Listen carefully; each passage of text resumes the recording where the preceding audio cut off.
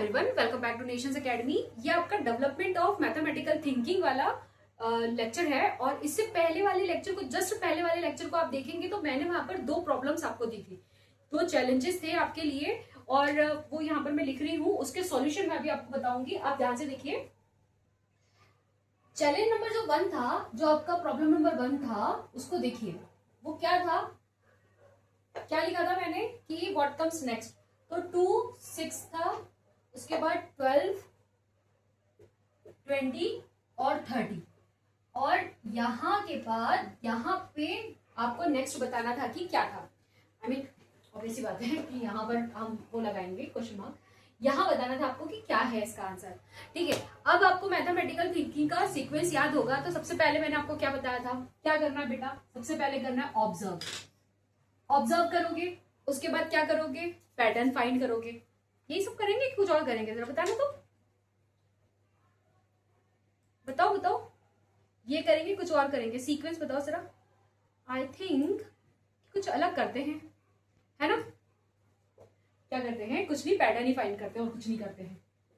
Find pattern, compare भी आता है, कंपेयर भी आता है, लेकिन पहले यहाँ पर आपको पैटर्न फाइंड करना है। पैटर्न फाइंड कर लो। आई मीन देखो, ये सीक्वेंस आप किस पे बेस्ड करोगे, आपकी प्रॉब्लम पे बेस्ड करोगे। आपकी प्रॉब्लम बेस्ड आपका सीक्वेंस रहेगा। अब आपने फाइंड करा पैटर्न को, अब अपना लॉजिक लगाओ। लॉजिक लगाया, अब क्या करोगे, प्रेडिक्शन से आपके भाई सॉल्व करोगे ना अब, और फिर उसके बाद चेक करोगे। आया कि हुआ क्लियर। तो अब हम क्या करेंगे, इसको हम ऑब्जर्व करेंगे। अब पैटर्न को ऑब्जर्व करो तो जरा, अब बताओ मुझे नेक्स्ट क्या आना चाहिए। 2, 4, 6, 8 में क्या आना चाहिए। देखो 2-3 पैटर्न यहाँ पर हम बना सकते हैं, पर एक पैटर्न जो है वो नॉर्मल, जो जनरली हो जाता है वो पैटर्न आप देखें तो हो जाएगा। जिन्होंने क्वेश्चन सॉल्व किया होगा उनको तो पता ही होगा। क्या करोगे आप, यहाँ देखो, 2 में से 6 को माइनस करो तो, ओ सॉरी, 6 में से 2 को माइनस करो तो क्या आएगा, 4 आएगा, है ना। ध्यान से देखिएगा। अब यहाँ पर 12 में से 6 को माइनस करो, 12 माइनस 6 क्या आएगा, 6 आएगा। अब 20 में से 12 को माइनस करो, 20 माइनस 12 कितना होगा, 8 होगा। अब 30 माइनस 20 करो, 30 माइनस 20 करो, कितना होगा, 10 होगा। अब यहां पर सीक्वेंस देखना, +2 +2 +2, नेक्स्ट +2 क्या होगा, 12 आएगा।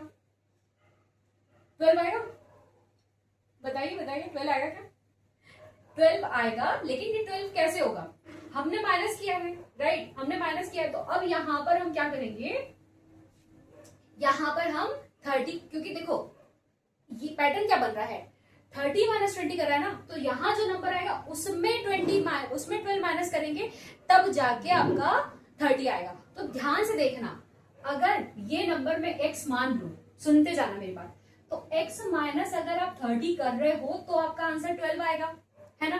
तो x निकालने के लिए आप क्या करोगे, 12 करोगे, प्लस करोगे, 30 प्लस क्यों करोगे बताती हूँ, सॉरी प्लस नहीं लिख दूं, अगर मैं प्लस लिखूं ना तो कहूंगी 30 को अगर हम इधर लेके जाएंगे तो माइनस की साइन इक्वल टू के साइड दूसरी तरफ जाके क्या हो जाती है, प्लस की हो जाती है।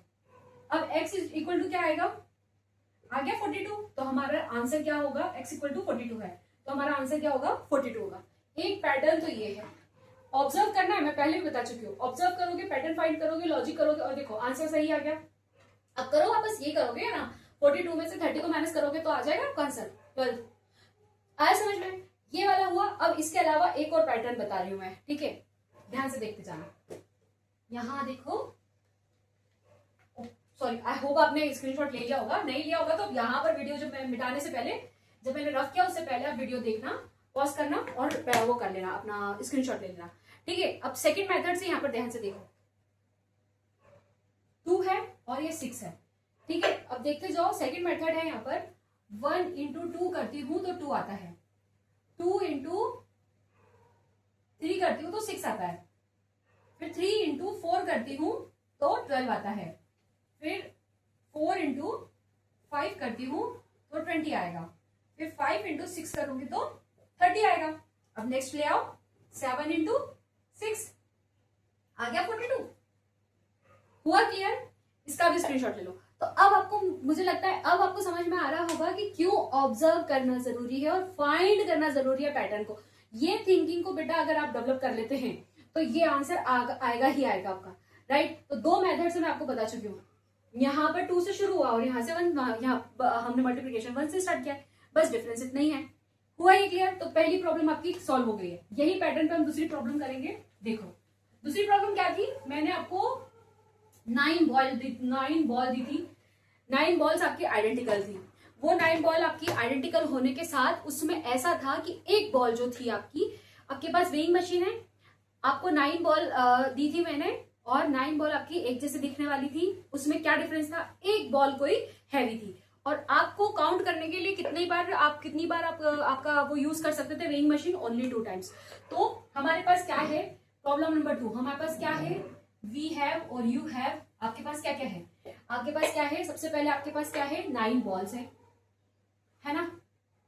उसके बाद क्या है, उसके बाद क्या है, 1 इज हैवियर, ये कंडीशन दे रखी है ना। 1 इज हैवियर है, एक भारी है। और थर्ड में क्या है, थर्ड में है अब बैलेंस स्केल है, आपके पास बैलेंस स्केल है, ठीक है, जिसपे आपको वे करना है। और कंडीशन क्या है, कंडीशन है आपकी कि ओनली 2 वेइंग्स कर सकते हो आप, ओनली 2 टाइम्स वेइंग कर सकते हो, 2 बार से ज्यादा आप उसको वो नहीं कर सकते, ठीक है। 2 टाइम्स वेइंग कर सकते हो, 2 बार से ज्यादा आप स्केल को यूज नहीं कर सकते। अब आपके पास 9 बॉल है, यहाँ देखो ध्यान से देखो, 9 बॉल्स है। 9 बॉल्स को आप ग्रुप में वो कर दो, डिवाइड कर दो। 3 बॉल्स का ग्रुप बनाओ, 3 बॉल 3 बॉल, 3 बॉल्स का ग्रुप बनाओ, ठीक है, बनाया ग्रुप। अब क्या करोगे, ये आपका वेइंग मशीन है, ये आपका वेइंग मशीन समझ लो। बॉल है ना, बॉल है तो बॉल तो डाल दोगे ना, यहाँ पर वेइंग मशीन है। ओके 3 बॉल डालो, ये ग्रुप ए, ग्रुप बी और ग्रुप सी। 3 बॉल डाली, 3 बॉल डाली, एक बार वे हो गया। अगर इसी में आपको पता चल गया है, ध्यान से सुनना, इसी में अगर आपको आपका जो वेट है अगर वो ए की तरफ जा रहा है, राइट, तो आपको समझ में आ जाएगा कि भाई ये भारी है, जबकि आइडेंटिकल बात करी थी हमने। अब यहाँ पर ग्रुप ए है, ग्रुप बी है, अब इसमें से ग्रुप बी को निकाल दो और यहाँ लिख दो ग्रुप सी, और ग्रुप सी की बॉल डाल दो। ग्रुप सी की बॉल डाली, अब आपको समझ में आ गया, 2 बार यूज करिए और आपको समझ में आ गया कि हाँ यहाँ ये इक्वल था, बी वाले में ज्यादा था, तो बी वाले में मतलब एक बॉल जो है आपकी हैवी है। हो गया क्लियर?